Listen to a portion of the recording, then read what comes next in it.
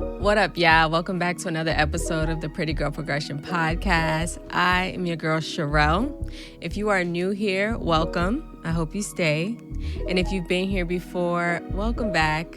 And as always, make sure you like, comment, and subscribe. Girl, tell a friend to tell a friend. Now, ladies, I have created something super special for you, which is a free ebook. It's 10 tips to personal development. I've also created a 30-day devotional where we talk everything about self-love, affirmations, and there's a personal message from me to you, and also biblical verses to match the affirmations. So you can pick this up at www.prettygirlprogression.com today. So I just want to jump straight into this topic because it's been on my heart and I'm really starting to understand that nothing just happens. That's going to be our conversation today. Nothing just happens. So I hope if you guys give me a little time and a little grace to be able to get out some of my testimony and the things that I've experienced throughout the years, you'll understand how it ties back to nothing just happening. First and foremost, as you know, I've been in hospitality probably since I was 19, 20 years old.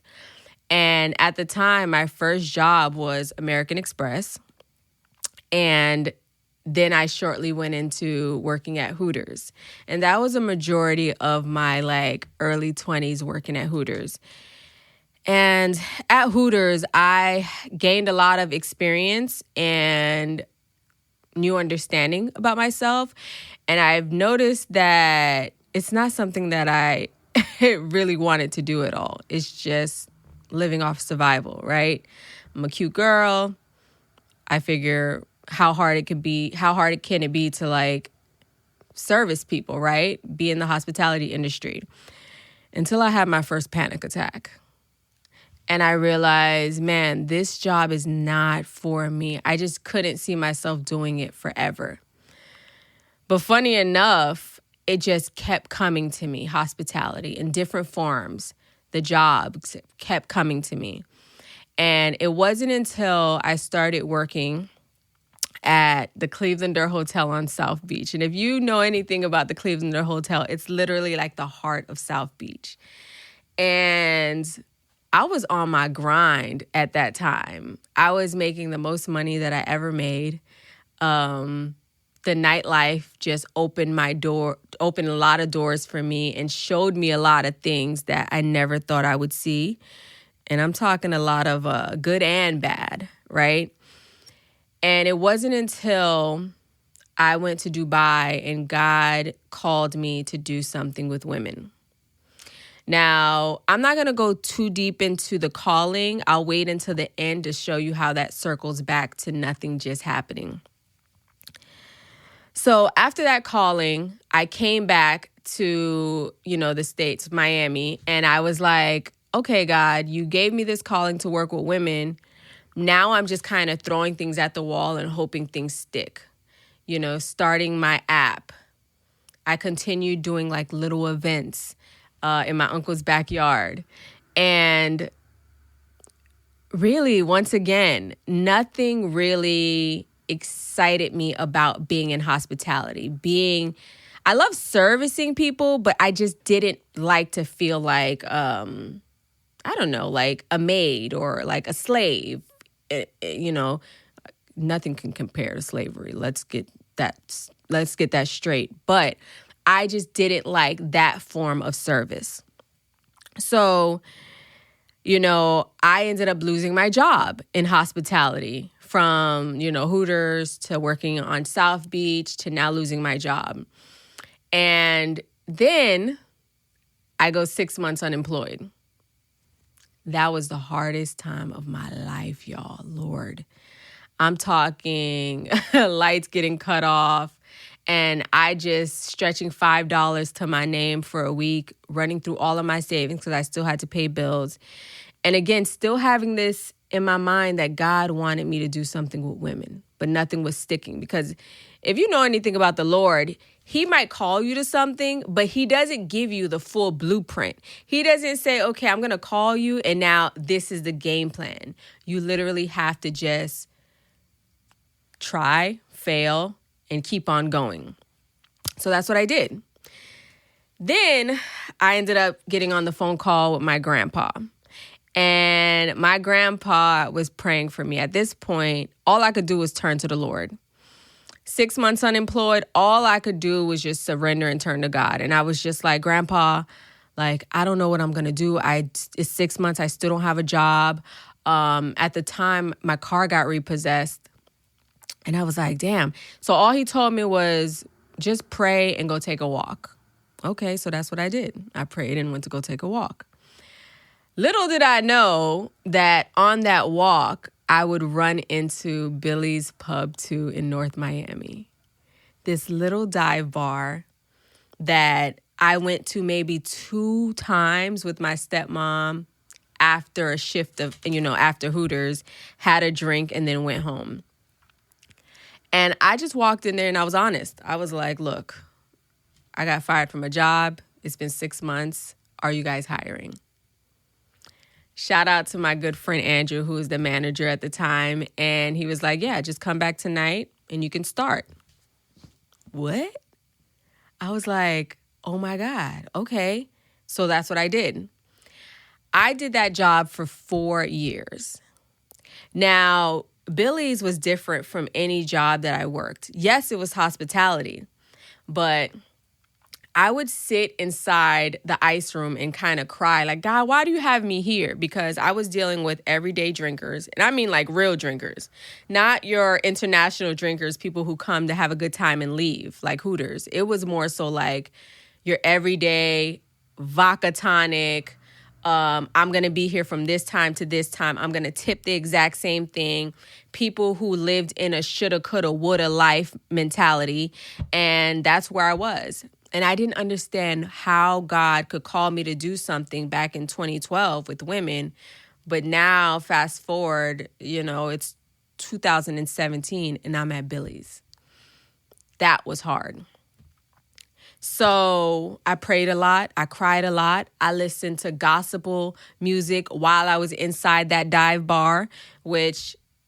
think of it like Cheers. That's what Billy's reminded me of, like your hole-in-the-wall neighborhood bar that everyone goes to and everybody knows everybody. It ended up being one of my favorite jobs just because it was just in your face. Real life was happening to so many different people, and people would call me the light in the middle of the darkness there. Whoa. But I couldn't do that job anymore because I didn't want to drink every day. I didn't want to get a $20 tip. And because I got the $20 tip, I felt like I needed to take a shot of something to celebrate with my, my regulars. So I stopped. I kind of gave myself a few months. I didn't know what I was going to do. But I was like, okay, I'm just going to leave. And I ended up leaving. Now, fast forward to 2020, the pandemic happens. Holy shit.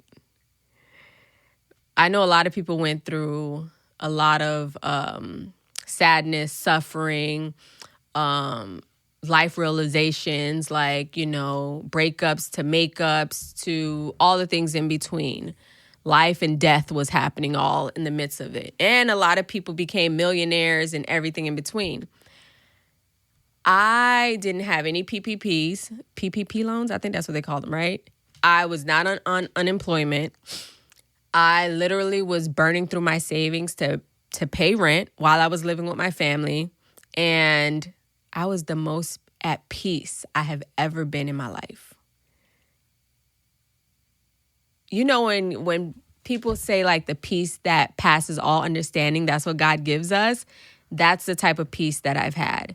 I was able to go outside to my favorite park almost every other day, ground myself in nature. And, sometimes ask God like, oh my God, I see everybody around me glowing up, making money, making moves. I really don't know what my purpose is still. Again, There's still this calling in the back of my head, but God didn't give me the blueprint, so I really don't know what I'm supposed to be doing. I know I'm broke, but at the same time, I'm at peace. 2020 is when I realized, let go, let God, surrender, and just flow. So that's what I did. Now the world starts opening up slowly and surely. Then I ended up having a conversation with my friend, shout out to Amanda, and she was like, hey, I'm working at this job. Why don't you come try it out? It was the day after my birthday. Y'all, I still have my birthday makeup on when she told me to come into this warehouse and talk to her boss. And I was still in my birthday makeup from the night before because, baby, I had a time. I meet the boss, a woman. She is telling me basically the rundown of her whole career and how she started doing events and what led her to opening up this warehouse and working with different brands. And she was really successful, like a very small business, but powerful, mighty business. You know what I mean? Like, she was a Black woman doing her thing, and I respected that. So I took the job. And to this day, I'm at that job. Now, even though I'm at the tail end of my job, because through this job, I realized, oh, I actually love hospitality, but I made it my way. I love setting up events my way. I love bringing people together, but my way. And with that job, and 2020 taught me or shined a light on the skills that I already had within me, such as being patient, my leadership skills, my imagination. The fact that I said, man, I can create nothing and make it into something. So this job gave me everything that I needed, right? And it showed me that nothing just happens. I'm talking, I was able to build Pretty Girl Progression while being at this job, while learning the skills that sharpened me to be the best version of myself and continue to be the best version of myself. It allowed me the space to be able to grow and make new relationships and foster new relationships and just dream again and really put in the forefront what God called me to do, which is work with women, not just in the city, but the world. So I started doing, to this day, now, present day, I started doing my Pretty Girl Progression event. I first did a vision board party early in 2024. I just wrapped up a day at the beach with Pretty Girl Progression, co-ed edition. And I'm about to do another event, a mix and mingle.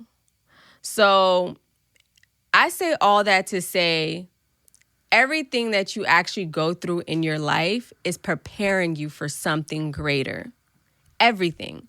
I'm talking, if I didn't start working at Hooters, I wouldn't have fostered that skill, personality to get out of my comfort zone and start talking to random people about anything and everything. You know, I realized I love interviewing. I loved being able to be social with people. It really took Hooters that got me out of that shell, because you had to go to every single table and talk to them and just kind of build that relationship. Then, even having the panic attack was okay, well, I realized I like this and I don't like this. So make sure I stay in that pocket to realize what works for me and what doesn't work for me, so I don't stress myself out or overexert myself. Then working at Billy's, I'm around everyday people who are telling me, why are you here? You're such a light in the middle of this darkness. All of that, I had to start listening and paying attention to what God was showing me, what other people was telling me. And even now, working within a company that is preparing me to really do my own events.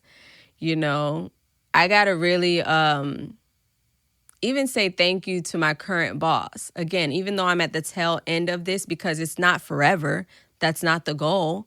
And I'm sure she doesn't want that for me either. You know, no one likes to lose a good employee, right? But again, she's allowed me to be able to use certain items of hers to be able to, you know, build out my own dreams.